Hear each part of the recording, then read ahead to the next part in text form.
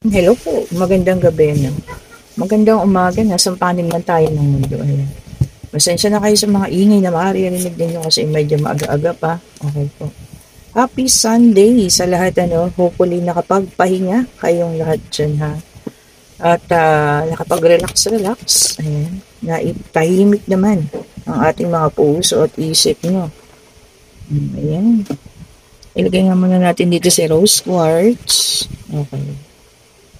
Ayan. Kasi tayo natin si Citrine. Para sila po ay mag-cash. Ayan. Okay.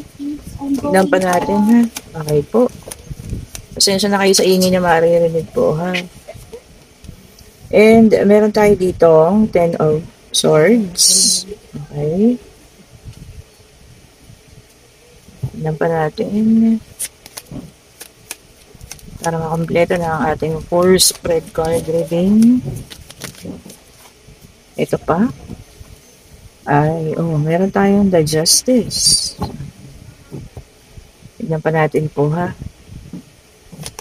Ayun. Meron tayo dito Six of Swords. Okay. And meron tayo dito Two of Wands.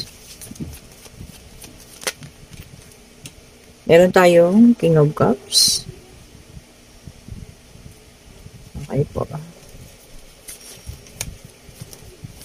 Tignan pa po natin yan.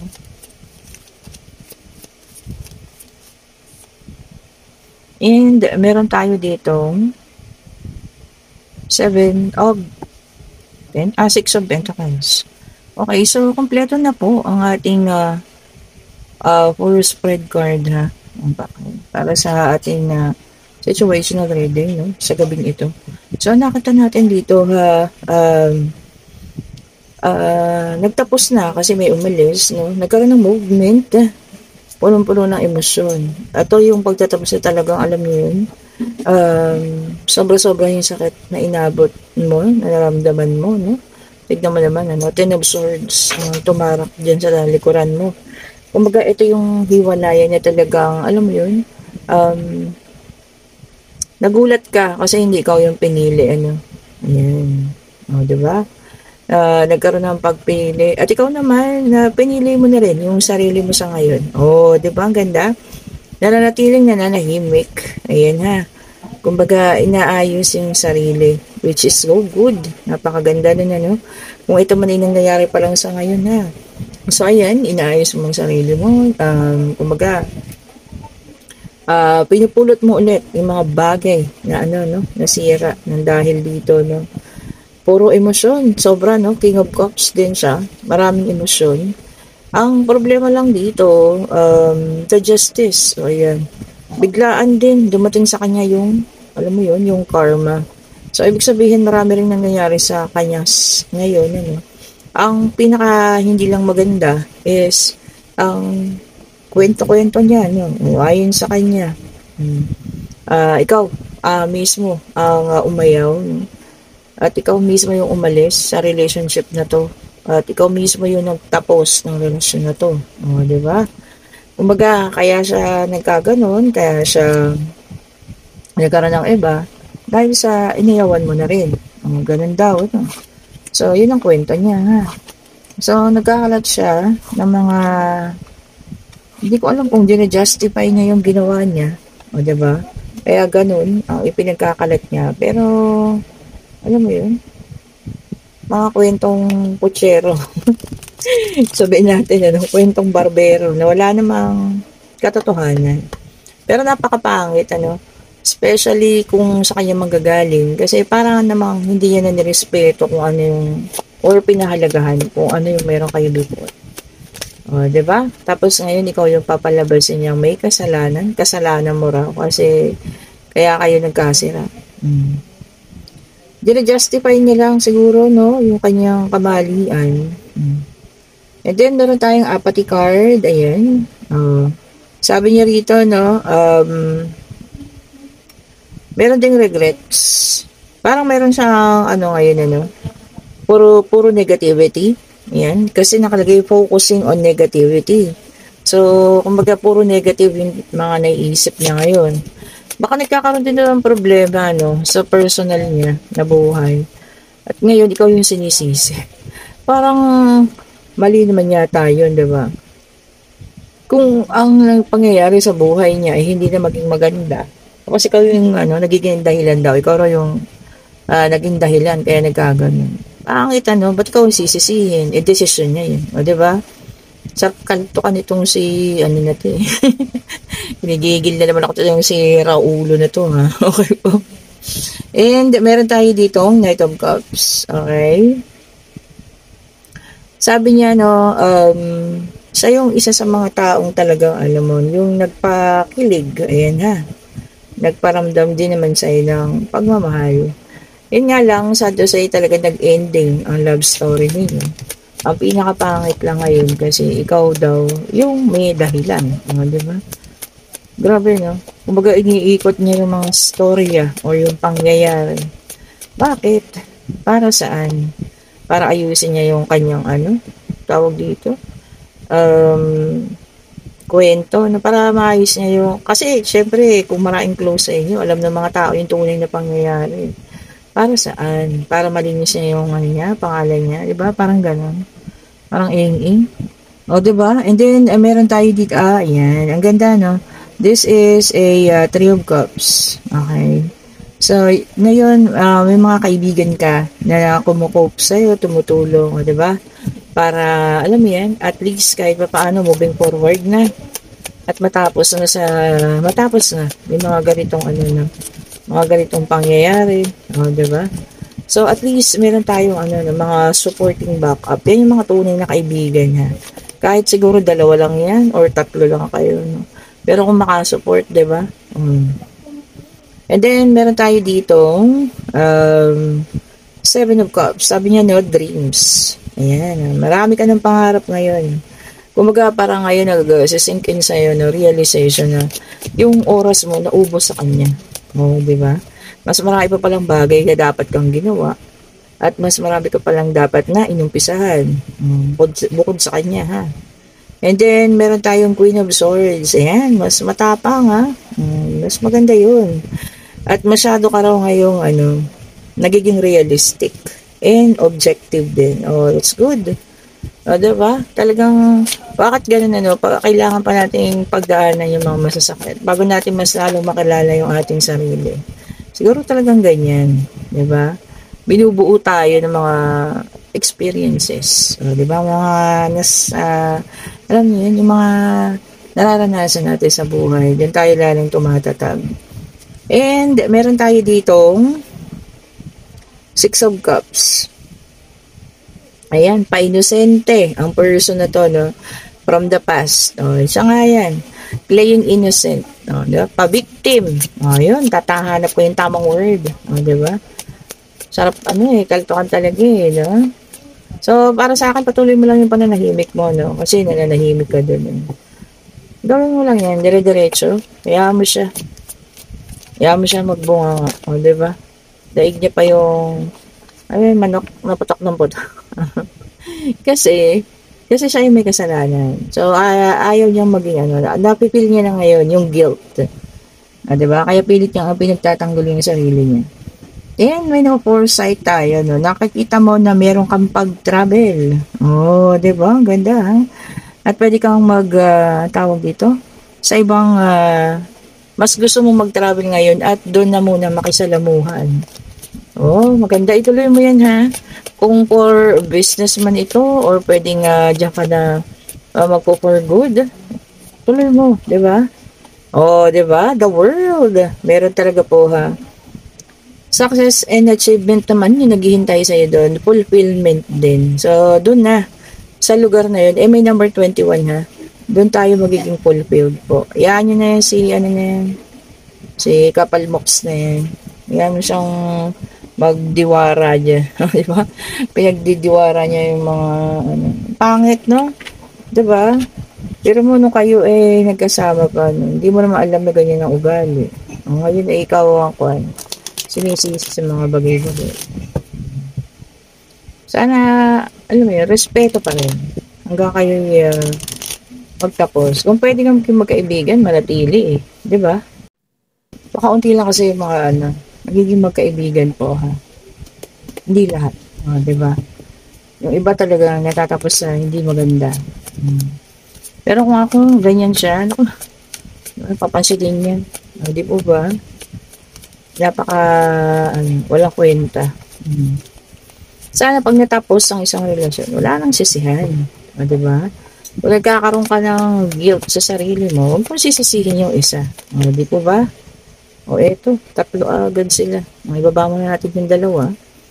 And meron tayo ditong Six of Swords. Ito para sa iba naman ha. Air sign, Gemini, Libra, and Aquarius. Ayan po ha.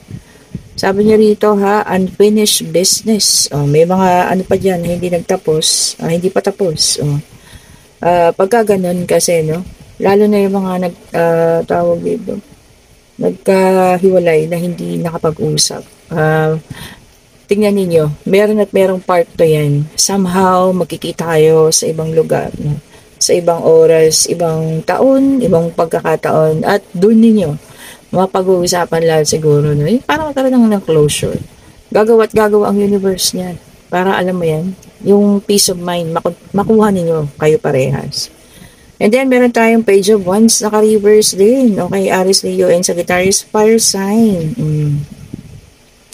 Sabi niyo dito, lack of direction o walang direksyon sa buhay. O bakit? Baka dumadaan talaga sa matinding, alam mo yan, sakit, trauma. So parang ang pakiramdam, wala ng direksyon. Siguro the first thing na dapat natin gawin, kumapit tayo. Doon tayo humanap ng direksyon sa Panginoon, di ba? Bigay mo na lahat sa Kanya, suko mo na yan. Then doon ka humingi ng direksyon po, ha? O, di ba? Kasi siya makakapagbigay siya sa'yo ng tamang direksyon po sa'yo. And kung nasasaktan ka man ngayon, may reason yan. Sabi ko nga, hindi lang yan basta-basta sakit. Pero may reason po yan kung bakit mo yung nararamdaman sa ngayon.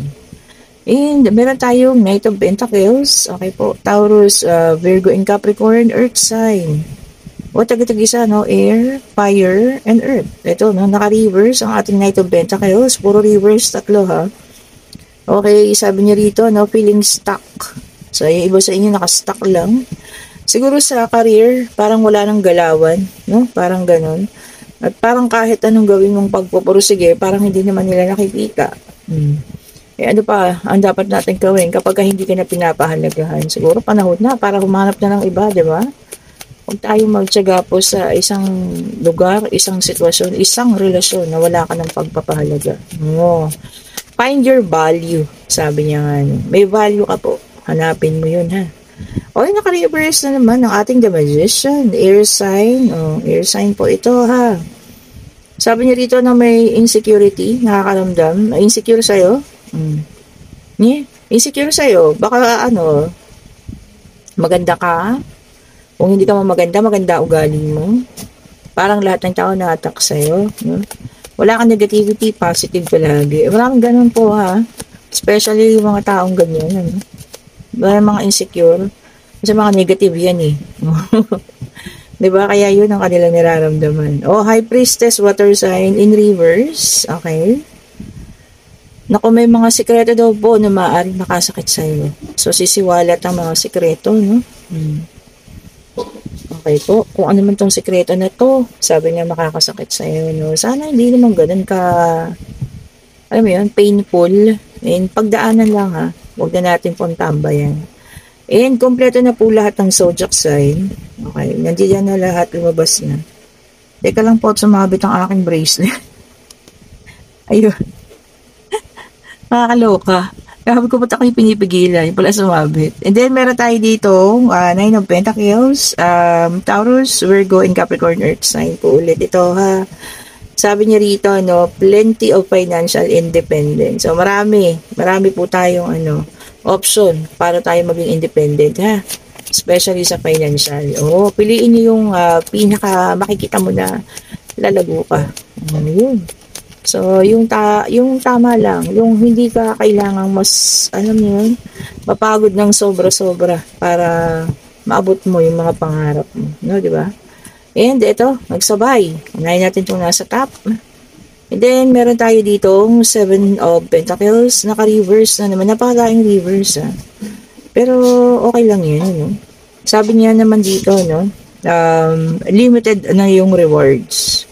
So, hindi lahat ng gagawin mo, no? Mabibigyan ng kapalit. So, baka meron mga OTY dyan, ha? Pinag-OT na thank you lang. O, yan, ha? Mahirap naman yun. Siyempre, pinagpagura mo yan, di ba? Siguro nasa pakikipag-usap na lang kung ano yung magiging, di ba, usapan yun. And the death card, which is a water sign. Okay, sabi rito, no, end of cycle and transformation. Pagtatapos, no? At po pwede rin po ito ay a new beginning. Hindi natin dapat katakutan yan, ha? Tapos na, tinapos mo na yun, hanggang doon na lang yun, at iiwanan mo na yun. A good thing, a good sign. Diba po? And kung kayo na sa situational reading, napalagay ko, alam niyo yung taong ito nagpapapansin lang sa inyo eh. Kasi feeling ko hindi pa kayo tapos, hindi niya pa matanggap na tapos na kayo. Kaya gano'n ang ginagawa niya. Nagdidiwara. Alam niyo yun, medyo malalim man. Malapit kasi kami ng Bulacan. Nagdidiwara, ibig sabihin po nagsasalita ng hindi maganda, no? Tungkol sa'yo. Yun nga, sinisiraan ka at ikaw yung sinisising dahilan kung bakit kayo nagkasira, no? Or kung bakit ganyan ang buhay niya ngayon. Tama lang siguro kasi lumabas ang ating the hermit. Kailangan mo lang ng katahimikan. Yaman siya. Basta sa'yo mamamayani ang peace of mind. Pero sa kanya walang peace of mind. Kasi po, alam niyo yun. Alam niya sa sarili niya kung sino yung nagkamali. Yun lang yun. Di ba po? Di niya kasi matanggap. Okay po. And pwede na kayo magtanong. Ayun. Pag-ibig. Pangyayari. No? Pwede rin pong financial. So, depende po ha. Answerable by yes or no. Yan. Tingnan natin ha. Ayan. And maaari po ang sagot, no? 7 of Swords. Okay po. Ingat din ha. Sa mga taong nagpapanggap na tunay na kaibigan or magpapanggap na kaibigan daw po ha. Baka maaaring iba yung intention. Ayan po ha. Maaari po ang sagot. Maybe. Ayan ha. Maaari. And kung nagugustuhan niyo ating reading, pa-like, pa-share, pa-subscribe, and hit the notification bell para lagi kayong updated sa mga bagong videos na nire-release natin. And kung gusto niyo mag-order ng ating mga bracelet, ayan, eto na sila. Siyempre, ang ating Green Aventurine, kung gusto niyo magkabalikan, o kung gusto niyo maayos ang inyong mga relasyon. At siyempre, ang ating Jade, ayan, Rainbow Jade, napakaganda, no? Ang tinatawag nilang Stone from the Heaven. And Lapis Lazuli, ang tawag po rito ay Crystal of Wishes. Ang ganda, no? Navy blue. And syempre, ang ating Black Rose Tourmaline, para sa mga negativity, para maging positibo naman yung mga negative na bagay. And ito po ang ating Carnelian. Ayan, kung meron kayong gustong pabalikin, makausap man lamang. Ayan. Ayusin. Diba? Sa Carnelian. At ito ang aking personal na, ang tawag dito, amethyst. Ayan. Good health and para sa good luck na rin. At syempre ang ating combination, power combination bracelet. Iba na po ito ha. Ito old stock na to. Wala na to. Ayan. Pinalitan na siya ng ganito. Para hindi nagpe-fade, no? Pati yung sa jade natin, pinalitan na rin po. Pinapalitan ko kasi nagpe-fade po ito eh, no? Hindi maganda. Pinapalitan ko ng gano'n. Hindi nagpe-fade. Diba? At ito ang ating power combination. Ha? Good. Para to maganda to sa may business. Diba? And ito maganda. Kadalasan ito in-order ng mga tao na gusto mawala yung negative at gusto magkaroon ng clarity, kaliwanagan ng mga bagay-bagay. Yung mga bagay na parang malabo sa inyo. Para umayos. At syempre, para sa ating pag-ibig, ang ating rose quartz. Diba? Ganda ng ating rose quartz, ha? Kung gusto nyo magkaroon ng love life. Yan. And ang tiger eye, meron tayong pwede naman din pang babae ito. Kasi couple yan. Diba? Para sa kanya, yan, para sa'yo, or, pwedeng sayo sa kanya to at ito naman yung sayo. So, depende po. Ayan. Sale to, no? Nakasale to ngayon po. Check nyo na lang sa ating Facebook page. Ayan. Kung nagugustuhan nyo ulit, ha? Meron pa pala. Yun lang. Sige po. Yun. At ang ating email ID ko makita, no? Ayan. Basta i-click nyo lang yung link. Ako lang po yung naglalagay dyan sa comment section, ha? Thank you so much po for watching. Have a great evening po sa lahat. Stay safe po, Happy Sunday. Bye-bye po.